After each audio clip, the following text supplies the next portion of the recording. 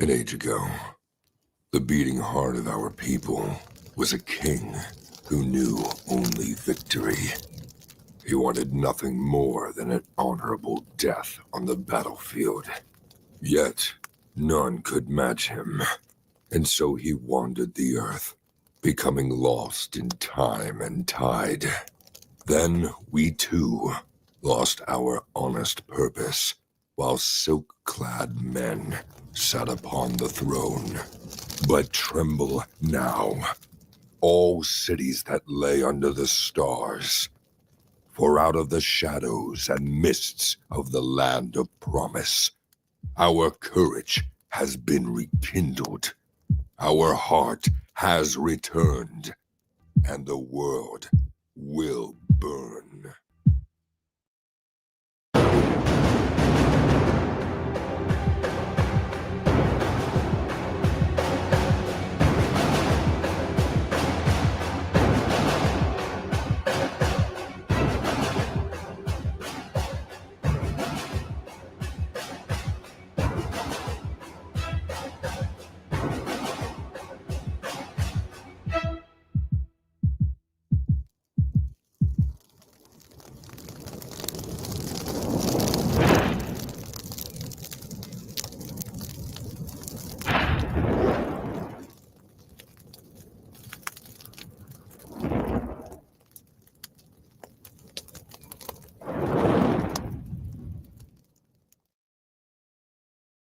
Oh.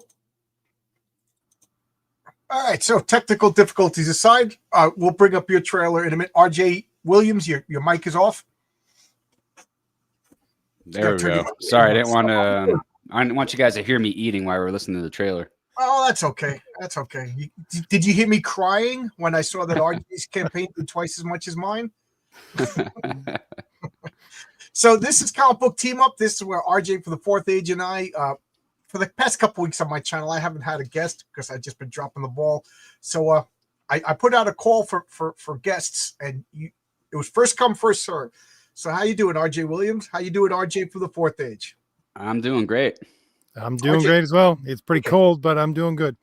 Oh, okay. So yeah, I know you live up in like next to Nanuka, the north, where it's just, RJ actually has to put on those tennis shoes across the snow. Oh wow, The snowshoes.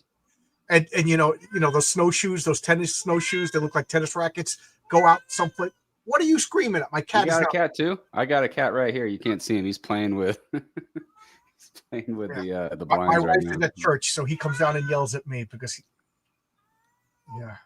that's not. But anyway, the joke wasn't that funny. It's cold where RJ lives. Where do you live? And is it cold by you? I live in Colorado, but we get a lot of sunshine. It's not that cold today. It's Okay. kind of a nice day, actually. All right. So let's check out the chat. Eric the Guapo says, what is this? This is RJ and I do our channel together, and I realized I should be showing both trailers, my trailer and RJ's trailer. It's just the right thing to do. So RJ's comic is still, RJ, you can still get it on Indiegogo, right? Yep. Still get it. Oh, cool. And Jim O'Reilly's doing one chapter, and Nick Axe is doing the second chapter. Doing 2 and 3, yeah. Cool. And I got Mike Gustovich doing the inks.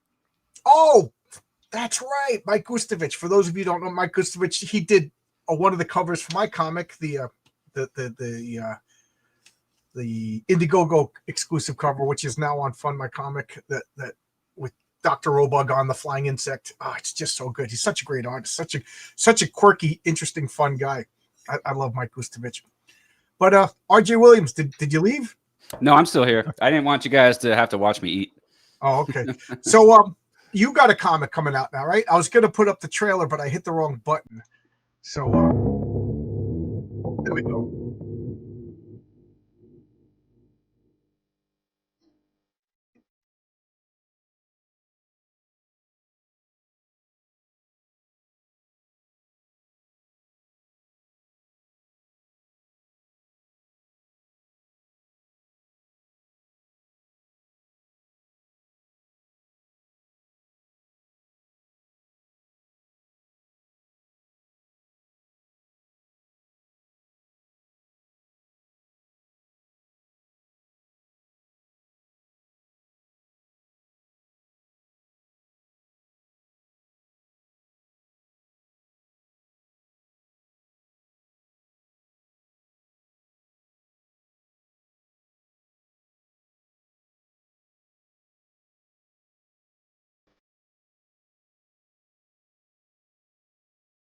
That was my 1998 style cyberpunk trailer right there. Yeah, it did. Uh, Yeah, it looked. Do you know Project Neurosis? Paul Thayer's comic. Oh yeah, yeah, Yeah, you gave me the same kind of vibe as that, which is 90s comics done right. You know, yeah. Yeah, done right. That's the emphasis right there. if you know RJ and myself, we not the biggest fans of 90s Image comics. So, Yeah.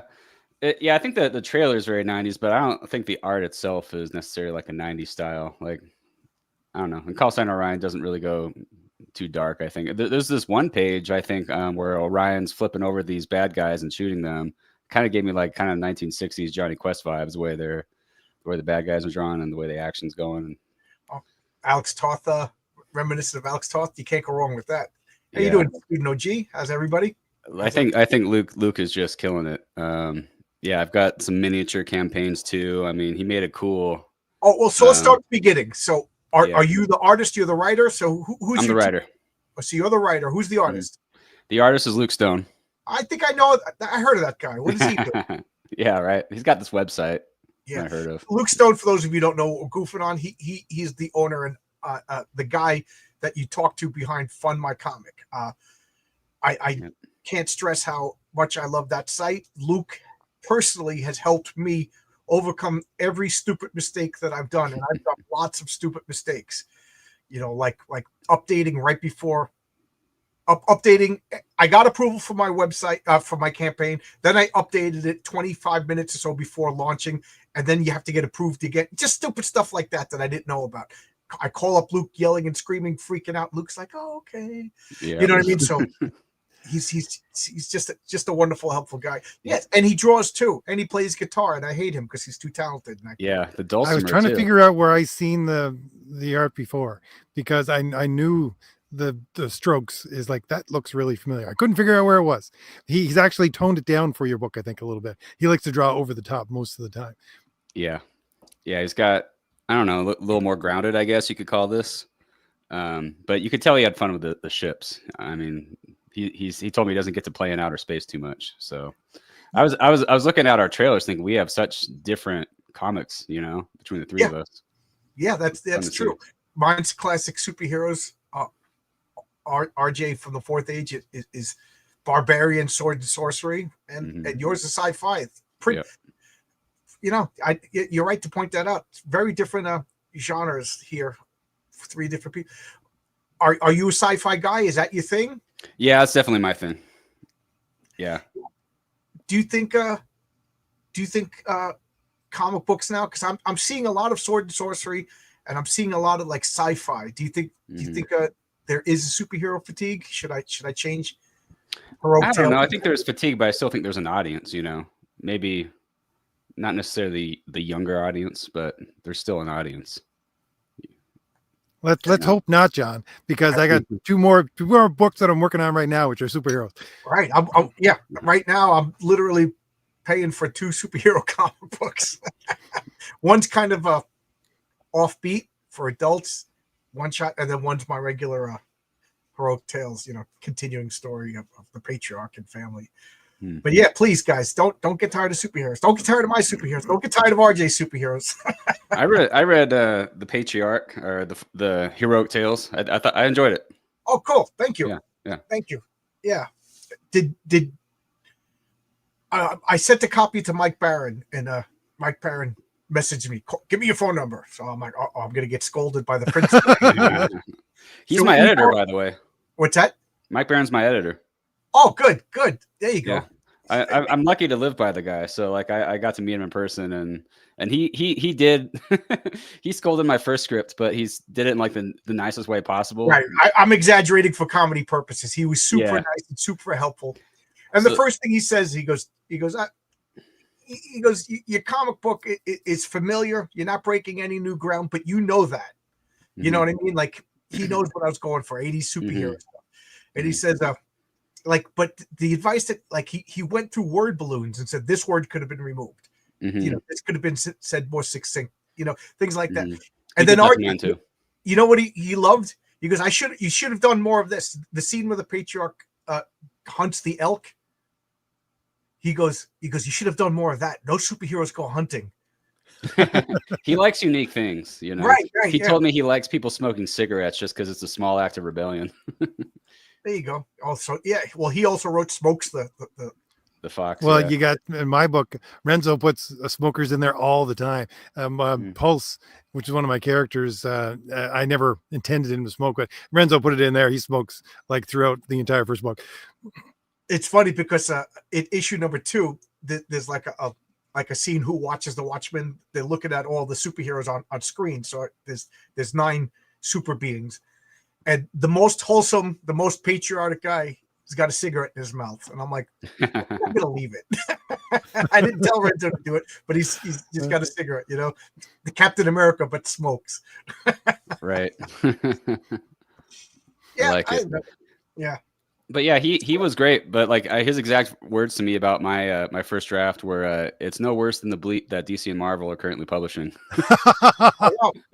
He gave So on you the one hand, I same- thought that's professional quality. On the other, I thought it's bleep, but at least it's professional level bleep. You know. he said the same thing to me. He goes, John, it's funny. better than anything that Marvel or DC are putting out. And I was like, Yeah. oh, great. So it's better than the Harley Quinn fartacular. All right. The bar is low now. I'll take it. I'll take it though. Yeah. But for him to call me and talk to me, I was like, how can I not say no? You know how? Yeah. But well, you're do you have a comic out already, RJ Williams? I'm gonna say, yeah. No, I don't. So I took a bite. This is my first one. I do have. It's funny you were talking about genres that are popular. I wrote a script for one that I would like to make a webtoon eventually. It's like supernatural because that seems to be the most popular genre, horror, supernatural kind of stuff. But it's more of like an intrigue, spy kind of supernatural. Okay. It's like as if Burn Notice had like supernatural stuff going on. Oh, that's pretty interesting. It's funny. My wife is that was like one of her favorite shows, and she's just currently rewatching it. So Yeah, I'm guilty of liking campy shows. I didn't like that show. I watched it with her to be a good husband. Same with Supernatural, but after like 4 seasons of a show, you kind of get like, all right, what's going to happen next? That's all right because a lot of the webtoons viewers seem to be female, especially if you go on webtoons itself, not Global Comics. I think Global Comics probably has a more male audience. I don't know for sure. But, so tell me about webtoons. I'm not too familiar with it. Well, they're a Korean company, I think, and they do a lot of anime manga style, but they're vertical scroll comics. So a lot of younger audience and a female audience, from my understanding. A lot of like romance and slice of life comics. But then you could tell there's the more male oriented. There's action comics and that kind of stuff. Oh, and what do you get paid by views? I think so. Yeah, the artist gets paid by views, and it's like you pay that for that individual book, but it's not like Global Comics because Global Comics you pay a subscription and you go to any creator you want, and they decide what's behind the paywall. If you have the subscription, you're behind the paywall. Okay. Yeah. The reason why I'm asking this is because we all know the asteroid's coming and it's going to kill Diamond Comics, and it's Yep. going to take out the direct market. RJ, chat. Mr. Williams, I don't know what this is. I'm all confused when I say RJ. What do we think is going to go on? What's going to happen? I think webtoons the future. I think vertical, like especially considering the ages of the audiences, I think digital is probably going to be the future. There'll always be something. It'll be like vinyl, there'll always be something for print. But I think it'll eventually become more rare, which is good for collectors. Yeah, well, I'm glad now the prices seem to be coming down. Yeah, it's I think people are realizing that I'm noticing that the the CGC prices are coming down, which is just amuses me to no end because I am like Mr. Anti CGC. I just hate that. RJ just sent me a video. I'm gonna queue it up and we'll show it. I was just that he was talking about doing a supernatural thing. This is what I'm doing the trailer for Fade to Blue. I'm starting to get it together right now, which I'm trying to publish digitally, and then I got another one which I'm going to try to get done on webtoons as well. So I'm trying to spread myself out as much as possible, just in case people don't see the future in physical media, although I would love to go physical all the way. I swear me and the other RJ aren't the same guy. We have different voices and different avatars, and we'd make this similar, comics and have similar interests. I think you're probably Catholic, right, RJ? Yeah, I am. and I'm Presbyterian. We're almost two sides of the same coin here, but we're different people, I promise. All right, so I guess this is a good point to show RJ's trailer, and This is just a tiny little bit of the trailer I'm starting to work on. So this is one of the intro scenes. Anyways, just playing with things. So I thought I'd show it to you because Oh, that's the whole thing. Okay, No, I'm not showing the whole thing. I still got a lot to do on that. Well, it's Fade to Blue. It's a supernatural mystery set in like the 20s New York. And yep, 29 white and blue. Well, he's in New York within the second book, but it doesn't start off in New York. It's more of a start in Kansas, move around the entire country kind of thing. Okay. And what is tell us a little bit about Call Sign Orion before we get, because I have a habit of getting people in the weeds. So talk about your comic book while I'm focused. Sure. Yeah, so it's basically, it follows Orion, the protagonist. That's his call sign. It's not his real name, but he's the leader of what's in their time the equivalent of the Navy SEALs. And there's a hostage situation, and the bad guys are demanding the release of their version of Osama bin Laden, basically. And rather than caving, because they have strongish leaders who just don't cave to terrorists, they sent in the Alphas. That's the name of this team. And they go in to kick some butt, save the day. There's also personal stakes because one of the hostages is Orion's girlfriend. So, does he know that? Oh yeah. Okay. So, yeah, definitely personal ups the stakes. So that's the basic premise. It takes place in a world that I really want to expand upon. Now I got to ask: was she taken a hostage? Because does Call Sign Orion know the terrorist? Like, no. No, just she's a military person also, and she happened to be. I was saying because you could get a lot of drama out of that. I got to ask you, RJ, because this is what I do. Because one of my characters, again, Pulse, he's a soldier in the first book, and he also there's a little bit of in the Rampaging Thor, which I did for my last campaign. There's also it's basically World War II, but I have my brother who's military, and he's like, he can't give me these manuals because it's not something that they can do. But, I go all the time and ask him questions like, special forces questions, things like that. Is like, tell me what happens here. Tell me what happens here. Right. And he'll go, okay, this, and this. Do you ever go deep into that hole if you're going like a special forces way, kind of looking for your story elements? Yeah, that was actually something Mike Barron encouraged me to do after reading my first draft. He said, I don't think these people would say these things or act this way. So he had me watch the show, The Unit, and then I went and read the book, The Unit. I actually do have a friend who's a paratrooper. So, yeah, I consult him. And I think the script is much more believable now than it was the first time around. Even though it is science fiction, you got to make it a little grounded and believable. Funny, Mike Barron, he's in the superhero fight with the villain and the patriarch. The villain gives a speech and he goes, now who would say this? He goes, this guy would get up and say F you. I said, yeah, I can put that in an all ages comic book, Mike. Mm-hmm. Yeah. No, I think that all the time when it's totally changed my views on comic books. When I read dialogue, I try to make it believable, even though it is a comic book, it's got to be grounded in reality. Whether we're talking about, something we experience every day or dragons or whatever, the audience has to believe it on some level. Right. I just have to laugh because that's one of the things Mike Barron is big on, like that he doesn't like soliloquies in the middle of a fight. Mm-hmm. And not to correct Mike Barron, but I always think like even time is wonky in a comic book and even in a panel, because we read a page in that Z format, but we also read a panel in a Z format. So time at the top right, the top left corner is at a different time than the bottom right. So to me, that's how come we can have two words. Like I could say something to RJ Williams, and then RJ Williams can respond, and then I can respond to his all within a pattern. If it was all the same instance, then those word balloons should be on top of each other. You know what I mean? So I think there's room when Ben Grimm goes, it's clobbering time in a panel. Mm-hmm.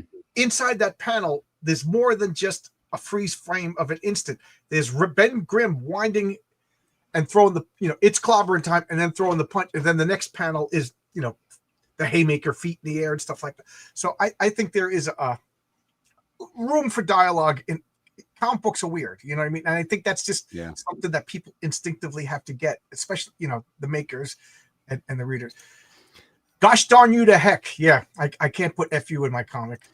I think on that note, genre counts too. You know, like Mike's comics are a little more grounded. You know, he wrote Right. The Punisher and even Nexus. I think he wanted, like, I don't think he really wanted to write the story I understand behind Nexus. Like, he didn't really want to write a superhero book, but he was commissioned to write a superhero book, and then he wrote what he wanted to write, which is like, you know, Space Ghost and It's kind of a tragedy to it, you know. Right. I gotta say, like the first issue of Nexus just blew me away. I could spoil a 30, almost 40 year.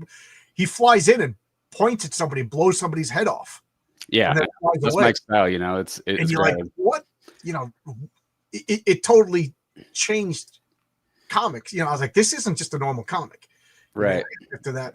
Yeah, so the genre counts. I think he's got his own unique style. There was even one moment where he wanted one of my characters to shoot somebody in the head, and I thought, well, she wouldn't do that.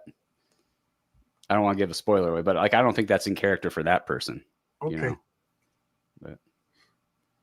But so what would you is your comic like a R-rated, PG-rated? You know, I would say PG-13. PG-13. So you could have. I mean, we forget how violent PG-13 was back. Oh yeah, 80s PG-13 or 2000. Yeah, PG-13. That was one of the things. I was going to ask you before, but then I dropped it. But I was going to say, if this is not your first comic, one of the things you have to learn to deal with gracefully is criticism. You know, and I'd like to think I'm doing a pretty good job of it. I had somebody who criticized me. They had an expectation that they created, and I didn't meet that expectation that they created. So they kind of like not slammed me, but like whatever, gave me a couple of things, and we talked it out. And we're cool about it. But like one of the things I said, like this person was like, "Yeah, you said it was like an '80s comic." I'm like, "Have you read '80s comics? Have you seen Gremlins? You know, like these little creatures, they're cute little furry creatures. Parents were taking their little kids, and kids were screaming in the movie theaters with blood and dogs being eaten, and you know." So the rating system was pretty new. Like, yeah, I think it was Temple of Doom that was the first PG-13 movie, and I think Spielberg talked them into making that rating just so they wouldn't get an R rating. Yeah, I mean, like RJ said, 80s PG-13 is a lot different than now PG-13. I mean, I'm not sure. Maybe I'm wrong, but I remember Revenge of the Nerds was PG-13, and there was like full on nudity in that. So which you know, and I haven't watched that movie in 20, 30 years, and I was like, let's watch Revenge of the Nerds. And you're like, oh my god, turn this off. You know, this kid. You know, but back then the world was wacky. Yeah, Mike Barron's writing is more cerebral. He structures his prose in a manner that you as a reader can understand. Yes, that's a fancy way to say Mike Barron is a wonderful, great writer, and I'm an amateur. So you have science, like, what comics did you read? Like, are you a superhero comic guy, or are you a sci-fi comic? I'm just really a sci-fi in general guy, and I didn't know anything about comics. So, funny story. So I got this trading card here. I got this trading card right here. You might have seen it on Fun My Comic. This is my April O'Neil type character, Lena Riley. She's basically the mouthpiece of the propaganda machine. On the back of it is my friend Lisa Foyles, who you may know from All That and Malcolm in the Middle, only she's grown up now and she's in a metal band in Las Vegas. And she's actually a friend of ours. There's the trading card. Believe it or not, she's a big comic book nerd, and so is everyone in her band. Von Bolt is her band. What's the name of the band? Von Bolt with it's Bolt is BOLDT. Okay. But yeah, her and all her friends are comic book nerds, if you could believe that. And I grew. Backstory about me is I originally wanted to be in the movie business. I grew up in California, and then, in long story short, I ended up trading that for a career in EMS and in the fire service. And the creative side I couldn't keep down forever, so eventually made its way out. And then I wrote a screenplay just because that's something I always wanted to do. She read that screenplay and said, you know, this kind of lends itself to animation or maybe a comic book. that's when I started getting into the whole indie comics movement. Okay. And that's why she's this character. It's not just to draw people in, but that helps. So you that, weren't and, you know, really a kid reading comics. no, I wasn't. Yeah. Okay. It's funny because like neither was Mike. Like just it's funny. Like a lot of people just get into this in adult life. Yeah, there's nothing wrong with that. Everybody starts something sooner or later. Right. So yeah, I was always into hey Betsos. I was always into sci-fi and like Top Gun, and I just want to have that kind of feel. So you know, this is mostly for me. It's not so much for everybody, but I got these 3D prints of the F-26 Aerostar, which is the ship that the Alphas fly. Oh, cool. I actually have a patch design for it too. I don't have an actual maker for the patch yet, but I just got the design. And maybe I could put that backstage later, but I've been posting that around social media. Yeah, things like that I just find super entertaining. And you know, when I got older, I got more into you know, the more heavier sci-fi. So that's why I like the world that this story takes place in. It's influenced by Brave New World. You know, I pulled in a little Battlestar Galactica. I just incorporate all the different things that I like. Cool. I'm just looking. Okay. So your comic is not the comic book campaign is not out yet, right? No, yeah, I got the extra stuff out yet. I'm hoping to get people on the mailing list. So the Substack is the mailing list. Okay. When I reach 100 on that, I'm gonna go for it. Okay. That's always good. Yeah. I got to say, I neglected my mailing list when I started. RJ, what about you? Are you big on mailing lists? Oh yeah, I have it all backed up, but I shake my fist at what the heck was it? The monkey. What the heck's the name of the email MailChimp? server? Yeah, it was just tried to erase my stuff, and I had to do it a different way. But yes, I'm big on mailing lists. I've heard nothing but horror stories about MailChimp. I have a Substack. If anybody, John Boa at Substack, I got to find it, and I haven't posted in almost a year. I just reminded. I remembered. Sorry, I didn't mean to cut you off there. Okay. Because you brought up Substack. Anyone who subscribes to my Substack replies to any of the emails with a mailing address, or private DM me, private message me, whatever. You get this free pop socket of the original illustration of Orion, and I'll just send you that. And if you post that on social media, you get a 20% discount code on the miniature, the comic book. Trading card on by the way, on the miniature campaign and the trading card campaign, you could pre-order the book. You get 20% off, discount code just for showing off your pop socket. So cool. DC Miller just made me have a funny memory. He says in the 80s, Clash of the Titans was PG boobs in the first few minutes. It's funny because my friend Sean, every year on his birthdays, he would take everybody to the movies. So Sean's mom was like this old-fashioned, the kind of lady that you don't see anymore, like an old school mom kind of woman, real nice, spoke at church and things like that. So there's 12 little boys. We go see Clash of the Titans, and there's boobs, and we were like, try not to giggle, faces turning red. The 80s were great. People were definitely less uptight back then. Absolutely, people were less uptight. When did it change? I think the internet changed it. You think so? Yeah. Yeah, I do. That's funny. We have accent. I always say this at work. Like I ever since my car accident, my emotions are like I can't control them. Like when I'm sad, I'm really sad. When I'm angry, I'm angry. Like, and I've been finding myself saying things and be like, oh my God. But like guys at work, they'll have their phone with them. They'll have like a little Bluetooth speaker clipped over here, blasting the most horrible music ever. And I'm like, you have the sum total of all of human culture and civilization, and that's what you're choosing to listen to. Like, why would I say that to people? But I'm with you, John. My friends constantly look at me like, it's not the 80s anymore. Get a filter. Because I just think something comes out of my mouth. My father, God rest his soul, he was in the hospital, and what did he say? I don't even think. Yeah, I can't even repeat what he said. But we were like, Dad, you can't say that. And my father goes, John, I'm old. I can say whatever comes out of my mouth. And that's like a family saying now. I could say whatever. Yeah, of course you could say whatever comes out of your mouth, but you shouldn't say whatever just comes out. Yeah. So so you're waiting for 100? So you think like what, any day now, any week now, a month now? I think I'm up to like 47 subscribers. So I need a bit more. Okay. I'm waiting. I have issue number 2 of Heroic Tales, and I could probably launch the campaign right now if I wanted to, but I do a lot of things on instinct, and I can't really back it up with hard facts, but I just feel like right now is not a good time to launch a campaign. What do you guys think about that? I've been watching other people that are, I think, more talented than myself, and they're not doing as good as they did a year ago. Like, yeah, I was thinking about launching in November, and I kind of weighed out the storm, but with the election year and the economy being kind of slow, I think we're coming into what's going to be a better time, though.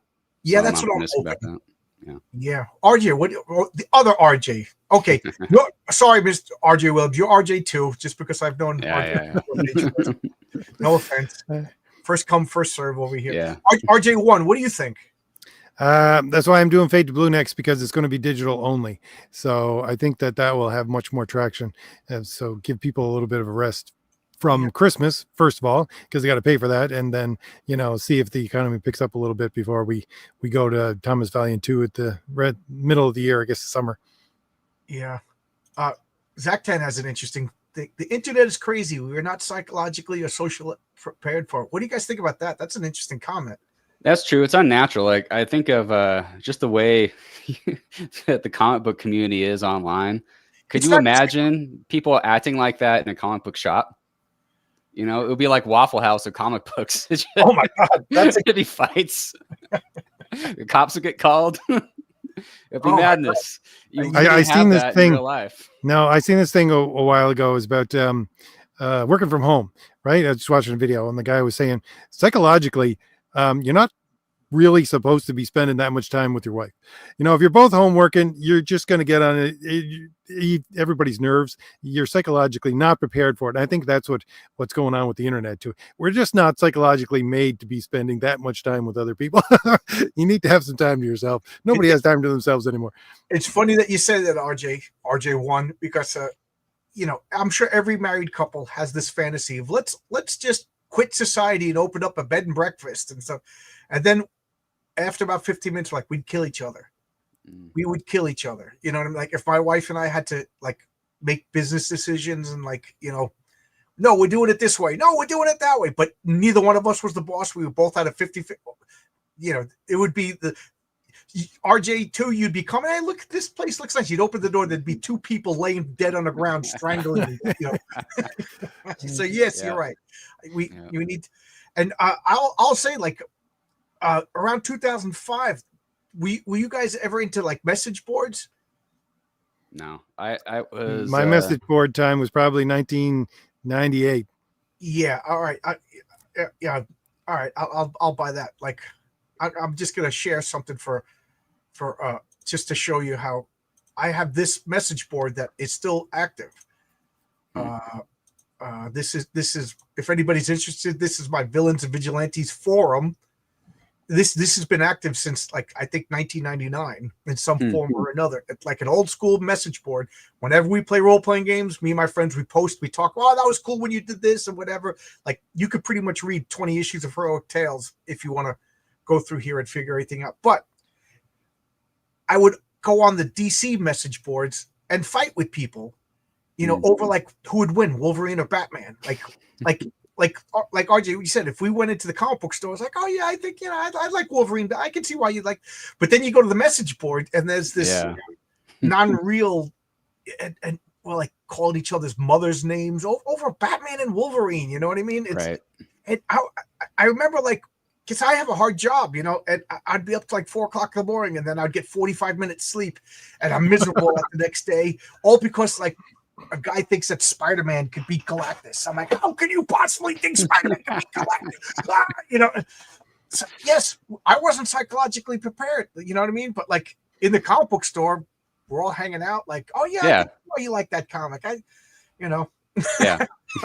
Yeah. Your people in person are much more friendly. There's real human interaction. The internet it's all fake. Yeah, it's all fake, and you know what? And it's funny because when I launched this channel, I got really into it, and then, RJ, he started coming on with me, and that kind of blew me up. And then also I started realizing, with the exception of RJ1, like nobody here's my friend. You know what I mean? So I like you can't hurt my feelings anymore. But for a while I was like getting like upset at people. I'm like, well, I thought this guy was my friend. Oh, no, he's not my friend. He was. So yeah. I don't know if you ever see the George Carlin. He says, like, you ever notice that like how much an ass somebody is depends on how close they are to you? Mm-hmm. Like when you're driving and somebody, that guy's an ass, you scream it. And he goes, but in the supermarket, you're like, I think this guy, that's what we do. The internet makes it consequence free that we could insult people and say the most horrible things. Yeah. What? Ant-Man versus Galactus. So I around Christmas time, I decided no more. I just talk about positive things. Mm-hmm. I'm not a fan of rap music. I've been tolerating it for 30 years, but I just don't like it. I have found positively though, like I've made a three or four reviews now of some indie artists, and they're all very receptive of my criticism. I think it's just because I do it in a nice way, that I'm trying to help, and like I'm a fan and fellow creator, but we do it in a way that seems personal, and then people take it personally, and then we don't know each other personally, and it becomes a fight. Well, that's when there's criticism. And I'm sure, RJ, you got criticism from Thomas Valiant, like it's just the way it is.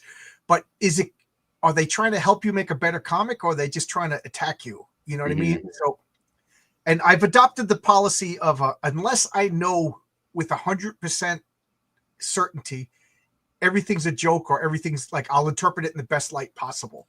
Mm-hmm. And a personal story is when my mother was dying, she had dementia, and whatever you said to her, she took it in the worst possible way, and I'm like, I can't, and I can't do that. So I'm going to do the opposite of what my mom did. I'm going to take everything in the most positive way. So like, oh, this is, this was like this. Oh, okay. All right. Whatever. I'm babbling. Too much coffee. Ant-Man versus Galactus. Start the screaming army. No, Galactus just wins. There's no argument. Yeah. It's a weird combination of being anonymous in public where the people don't feel real. Yeah. And everybody's tough guys. Everybody's tough guys on the internet. Yeah. I had a great conversation with a fellow creator today. I finished the review, and it'll post on my channel on Friday, but they loved it and they thought it was great. They're like, yeah, I took notes and I'm going to consider that for the next issue. I like I said, even the one that was like negative, we talked, and I was like, I agree with 90% of what you said. Like the one thing that I disagree with is I can't help that. I can't help your expectations. But I find most of the criticism that I got from my comic were very constructive, very nice. Nobody was just mean. Like RJ, what Thomas Fallon, did you get anything? That was just like there was one guy who gave a lot of criticism, but his criticism was not much I could do about it. It was like printing error here, and because I had a double splash page and it didn't work out the way it was supposed to, and it's like there's nothing I can do about that. There's really nothing I can do about that. Yeah, like I had there's two typos that I noticed. I'm sure there's more. That's thank you for pointing it out. I'll try to fix that in the future. But like one guy, I don't want to mention names, but he said, your comic was really good. I enjoyed it, except for the race mixing. And I'm like, I don't think you're talking about my comic. I can't help you with that criticism, but thank you. Thank you for liking everything else. Huh. So be prepared, RJ Williams. Be prepared. Bizarre comments. I can't wait. I can't wait. Are you going to fulfill it yourself? Well, you don't know how much you're going to sell yet. Yeah, we'll see. I'm going to launch on Fund My Comic first. Good. Do at least the first month exclusive, and then move on to other platforms. Yeah, I'm pretty loyal to Fund My Comic. I'm going to launch on Fund My Comic. I did pretty well, but I also did moderately well on Kickstarter. So I'm sorry, Luke. I'm not that big. I have to go on Kickstarter, but I'm done with Indiegogo. I'm not touching Indiegogo. I liked Kickstarter the least in that it gives people 60 days to change their mind. You know what I mean? Like comic books are an impulse buy, but Indiegogo, at least as soon as you buy it, you buy it. But I don't know. It just was difficult to work with. RJ, did you use all 3 platforms? I did. No, I haven't used Fund My Comic yet. I tried Kickstarter and it was just a disaster. So not even going to consider using it ever.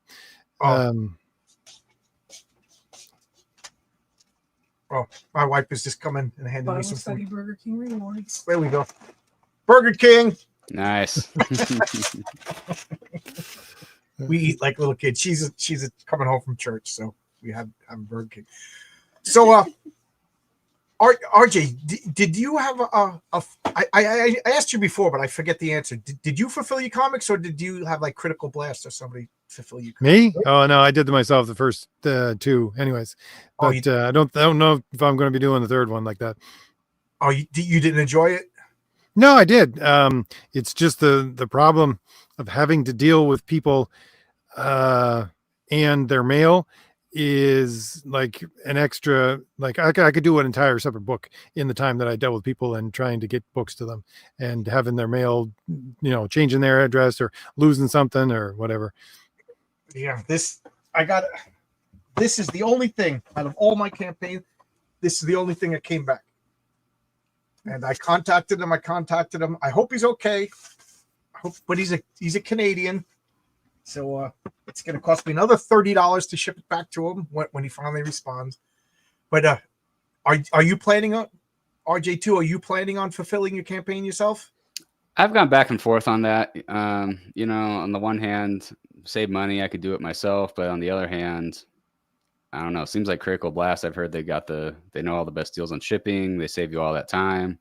Yes. Yeah, it's the time. Yeah. One of the great things I found that doing it myself was the fact that I got to see where a lot of my customers are and, the type of person that is going to be buying this book. Because, I mean, by far, most of the books went to Texas. And, I could just see that, right? But I'll lose that in the process. But I think going with someone like Critical Blast is probably what the future holds for me. That's interesting. I've had several backers for the trading card, and they're all over. I haven't had 2 in one place yet. Does Not in one Canada get state. Federal Express? RJ? Yeah, Canada does get Federal Express, but you're going to be paying an arm and a leg just because the fact that it has to go through Federal Express uses itself as, I don't know what you call it, the border inspector basically, and so there's an extra fee on top of that in order to inspect it coming through the border.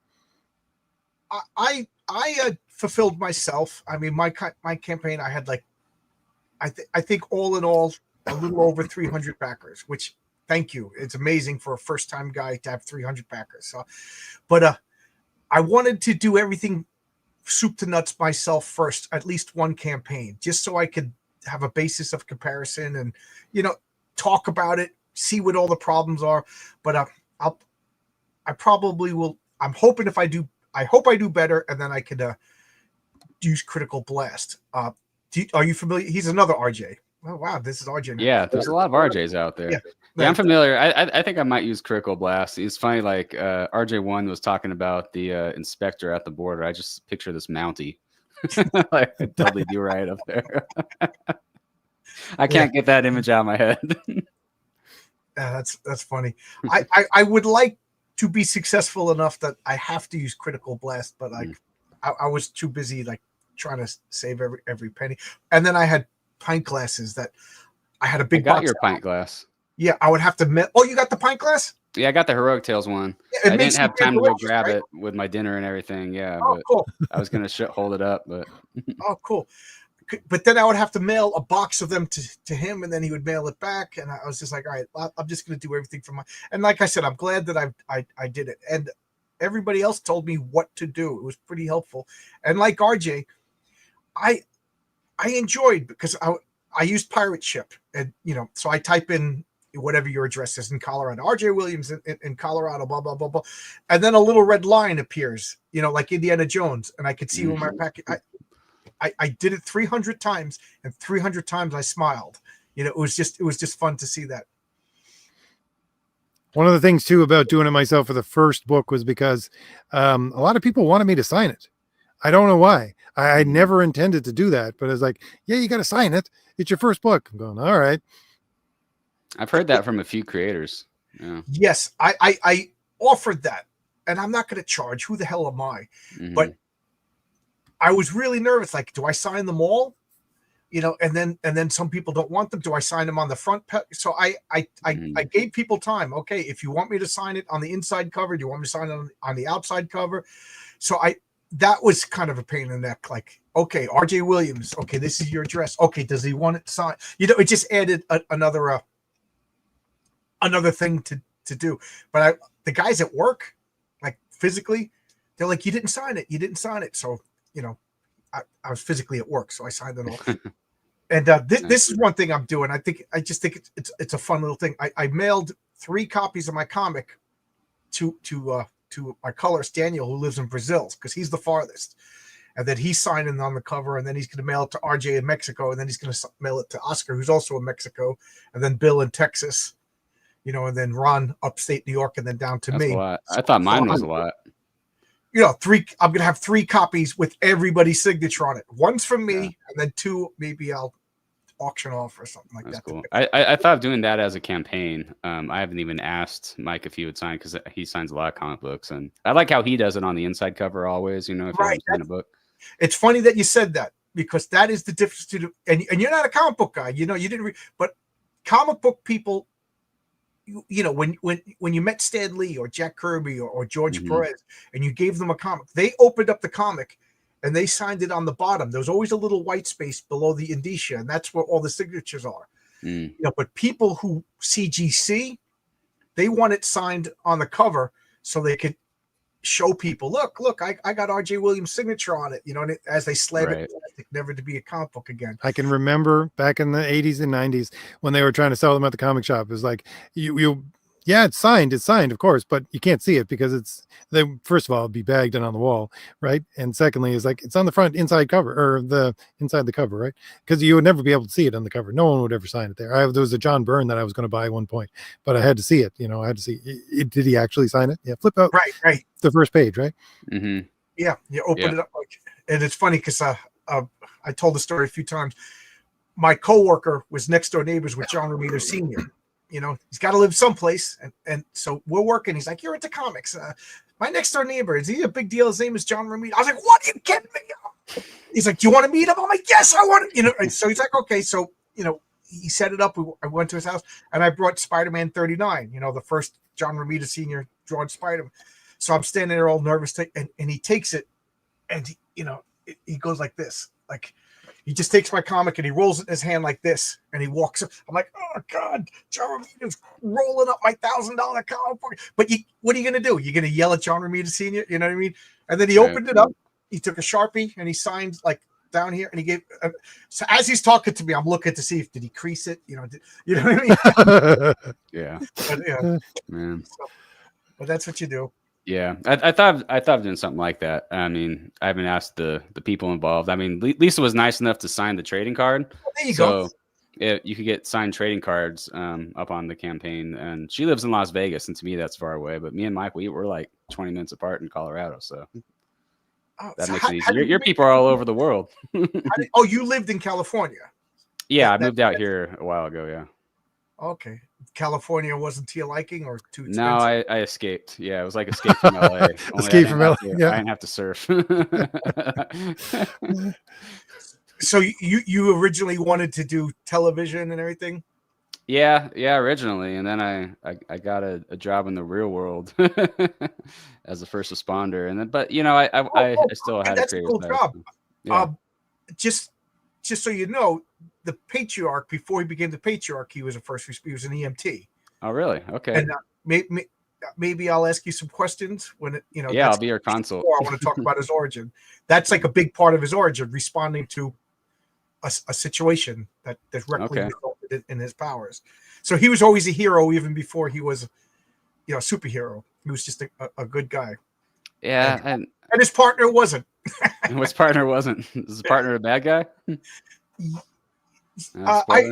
there was a movie of EMTs. I think it was Nicolas Cage, and I think it was a Martin Scorsese movie. And Oh I yeah, Bringing Out the Dead. Yeah, it's like didn't one of them was robbing the patients. yeah, I think you're right because he had several partners in that movie. Yeah, that's a classic, Bringing Out the So Dead. that's So going it's to be the funny you situation. say, The patriarch is the guy who drives, and his partner's like, you drive, you Oh. drive. You know, See, I'm gonna be your expert consult right now. So a lot of people don't know this. There is a difference between EMTs and paramedics. there you go. There you EMT go. is actually the starting point, and then if you want to be more advanced, you become a paramedic. So in Bringing Out the Dead, they were actually all paramedics, and that's why you see them alternating between who's driving and who's in the back. So who and they're both drives? doing the same things? Anyone could drive. It's like when you see two cops together in a car. Either of them could drive. You know. See, I'm glad They're I asked equally already because I was qualified, saying yeah. EMT, but I really was mentally picturing him as a paramedic. Yeah. Well, there you go. Yeah. And his partner, like he says, checking the pulse, and he's checking their pockets, and he's robbing everybody, and that causes hijinks to ensue. That causes the patriarch to arise. You know. Okay, I like it. Yeah. So like I got to say, RJ, do you have a really good upper body strength?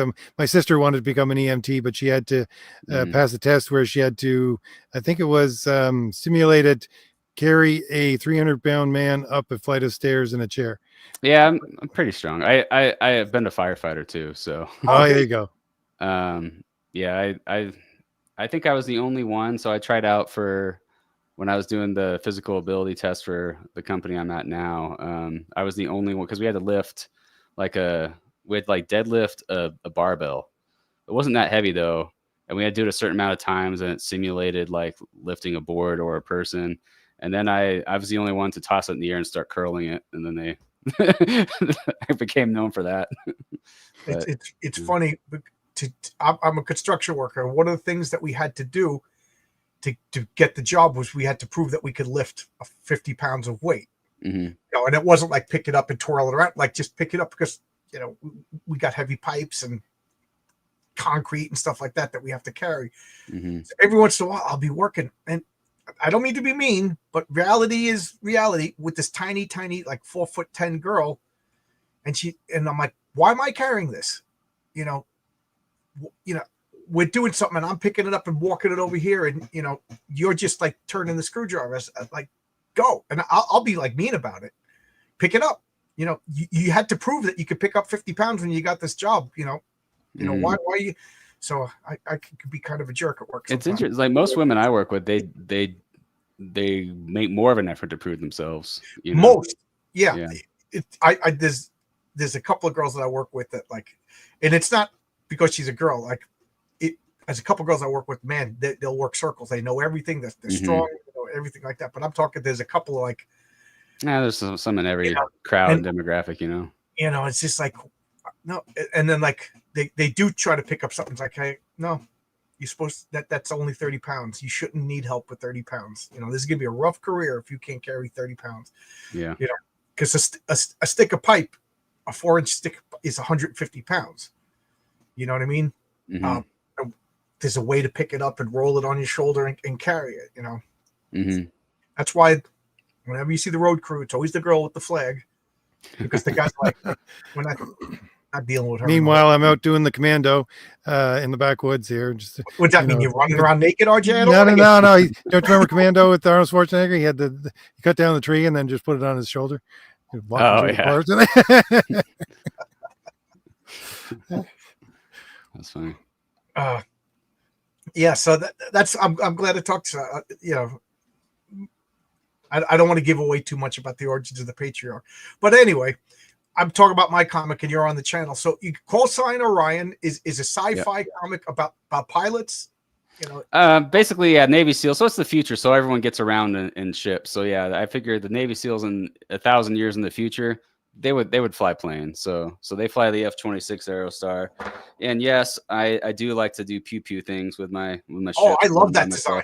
I really do like that design because it's not complicated. Yeah, it's very stealth fighter inspired, and it's triangular, and you know, it's a arrow stars should be arrow shaped, and it makes an A, and when it's climbing vertically, and there the you go. alphas, and there's just a lot about it that fits together. So I think what's it's your pretty favorite spaceship design of all, you know, besides your own? besides my own, yeah, I'm biased toward my own. I mean, of course, I gotta say the X-wing's awesome. Yeah. What about you, RJ? For spaceships. Yeah, what's your favorite? Sorry, I'm a Star Trek man, so Mm, I was gonna say I love the Star Destroyer from Star Wars. It's just Mhm. basically a big triangle in space. I Yep. love that. You know, and then the Enterprise is number 2, but the X-wings are pretty cool. Yeah. So it's 1,000 years in the future. So is it like more like Star Wars where there's aliens and you can go to different planets, or is it?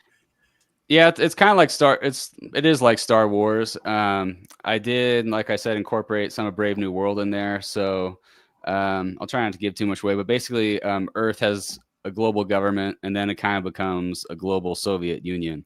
And dystopia. Dystopia, exactly.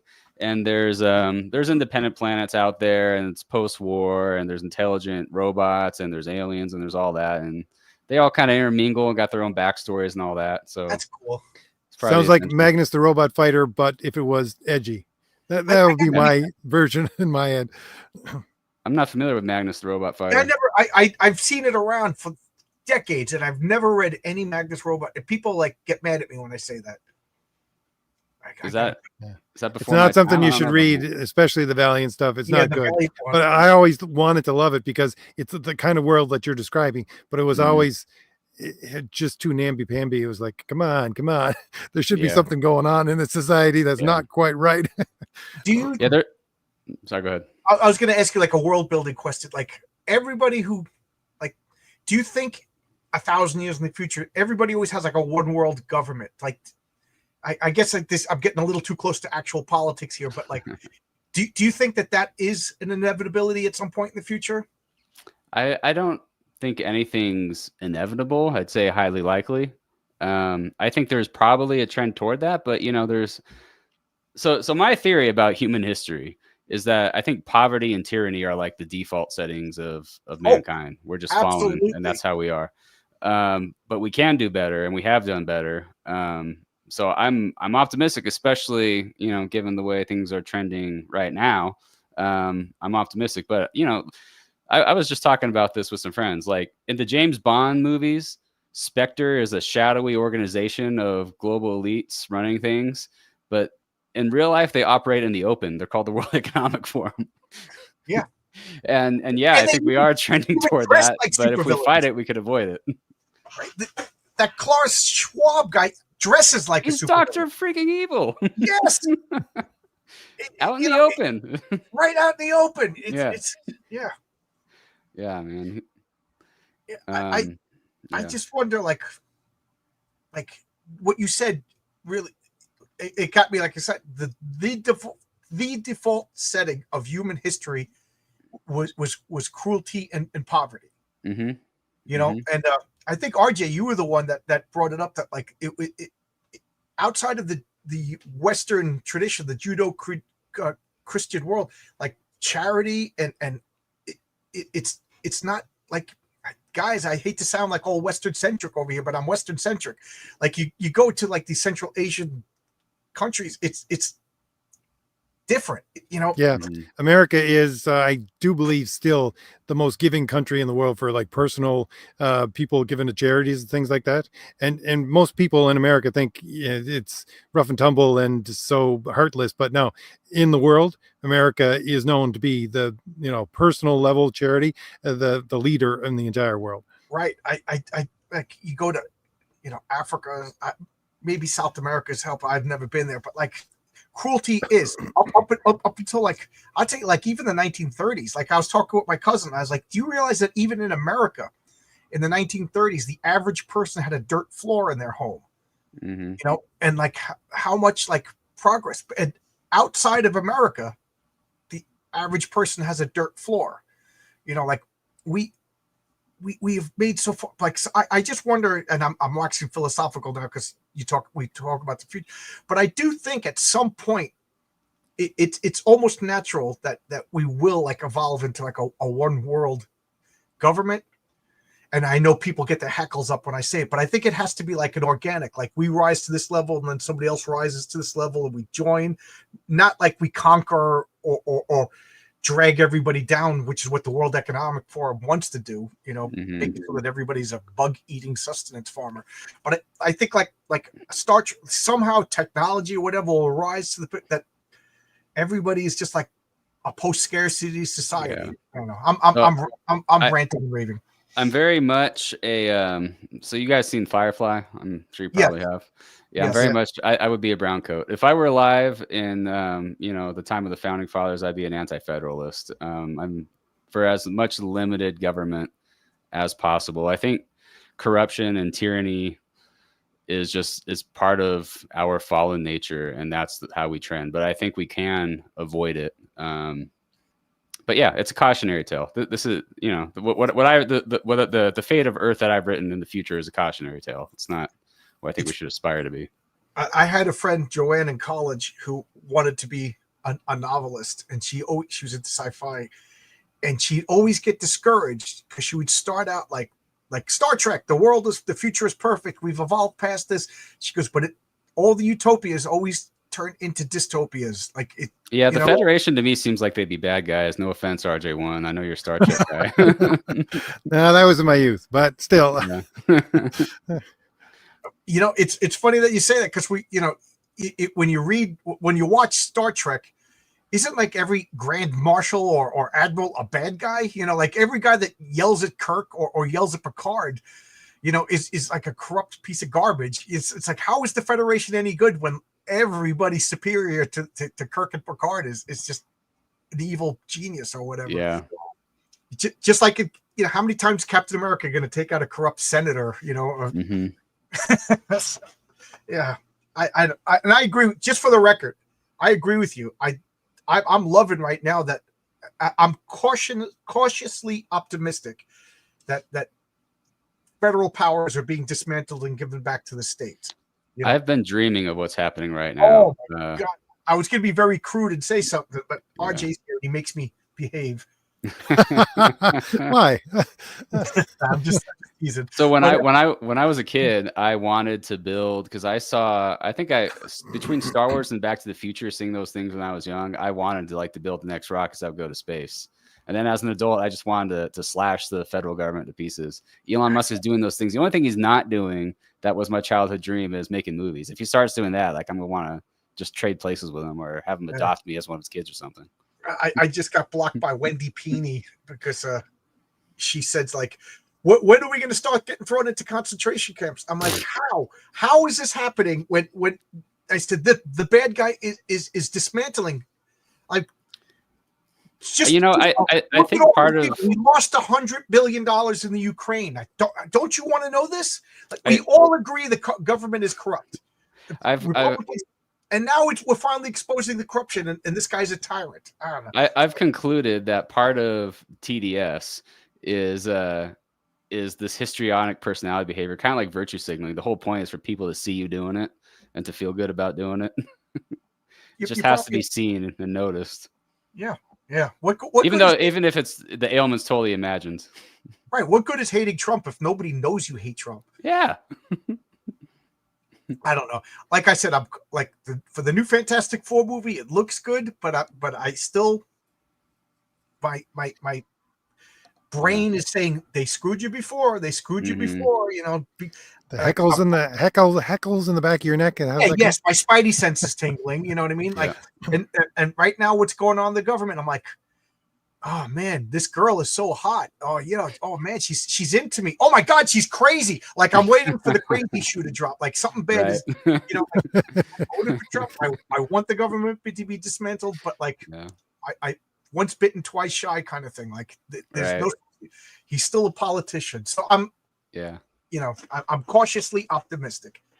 Yeah, I've thought that too. Like, this is also a guy who said he wants to put like chips in our brains. And Elon Musk. I think I think he's different than the rest of us. I think that's he's autistic. I think. Yeah. I think like Asperger's more than autism, but like he does say things that make me go, like the chips in the brain and like the whole Tesla cars. It's like, you couldn't pay me to have a Tesla car. Like Yeah. Like, no. I tweeted at him, like I said to him, like, how arrogant. But I'm like, could you guarantee to me that you can't remote control take over my car if I buy a Tesla? Like he's ever going to respond. But like, I don't want that. Like what I'm praying for right now, and hey, let's all of us chip in our money. Like if Trump gets rid of all these regulations, that we could start a car company and make like a 1974 Buick. It has no computers in it, roll up windows. A Exactly. 1974 Buick is what you would want to drive if you could build any car. But you know what I'm talking about. Like I just said that because it's comedy purpose. But you know what I mean? Like a car with no computer chips, no. John, this is exactly what happens when I go to the used car dealer, because I always like to slap the money down and say, give me a car, right? Because I just go buy used, right? But I say, give me something where I can roll down the windows. And they're looking at me like, what year do you think you're in? I remember 3 cars ago, because I always buy, I'm not a car guy, a car is to get me to A and B. I want to spend money on comic books. I don't want to spend money on a car, but I will maintain it. So if I have a car, I will literally keep this car until I drive into a tree and break my neck. So I would spend like $400 on a car and keep it for like 8 years, and then when it's like I can't put another $1,000 into this car, so I'll buy it. But 3 cars ago I bought for like $600, and then the car after that was $13,000 for a used car, And then that car was amazing. And I crashed it into a tree. And now the car that I bought to replace that, cheapest car on the lot, used car, $15,000. What the hell happened that we can't get a $1,000 beater anymore? It's too much high tech and everything. And the car that I bought cheapest, and I say that I go to the lot, I go, what's the cheapest car on the lot? Perfect. That's the one I want. And this car's got a computer in it. It's got tracking, and you know what I mean? Like, I'm sure somebody somewhere could remote control take over my car if they wanted to. And I just want like a Volkswagen, you know what I mean? That I could. That's funny, John. I was just talking to my father about his Trans Am he bought in 1968, $4,000. Yeah. Well, in 1968, I mean, a lot of money back then. A lot of money. But I bought my first car was a 72 Chevy Malibu, like it was the same car that they had in Supernatural. I paid like $200 for it, and I had the car for like 12 years. Anything broke, we went down to a junkyard, swapped it out. What do they say? The ship of Theseus? Is it actually the same ship if you replace every part in the ship? that car was the car of Theseus. Everything was replaced at one point, and it was awesome. It was like $200, 8 cylinders. Put in a tank of leaded gas, it drove everywhere. It was, I don't know. Well, I got to run. My stream is about to start. Do a call sign Orion. So, and RJ, you got to do. So, RJ too. Anything you want to say that I didn't bring up because I pontificate and waste everybody's time too much? No, you're good.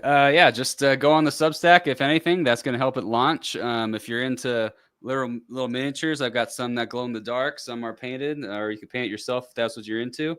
It's going to be a really cool book. I got some glossy pages here that I just want to show off with some of the proofs. It's fun. Look at that space battle, right?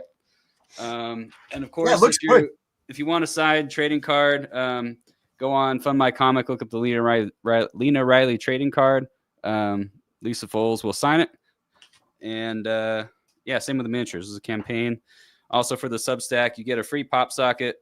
Show off your pop socket, get a 20% discount on anything. You can pre-order the book on either campaign. Get 20% discount on whatever's up there on From My Comic. That's pretty confident to launch your like swag before the comic, Yeah, well, I know it's going to take off. Plus, honestly, the ships were more for me, and I don't know. I just feel like the swag's going to help hype it up. So cool. Yeah. RJ1, anything you want to say before you go? No, I just got to take off. But if anybody wants to continue the conversation, come on over to the Fourth Age, and I'll see you over there when you get there. Okay. Well, we're going to shut down. We've been talking for 1 hour and 10 minutes, and I, as normal, pontificate too much. So thanks a lot, everybody. Thanks. All right, come on back when your campaign launches. We'll promote your comic, and I'll actually let you talk that time. Well, thanks for having me. I look forward to it. All right, thanks a lot. Bye, everybody.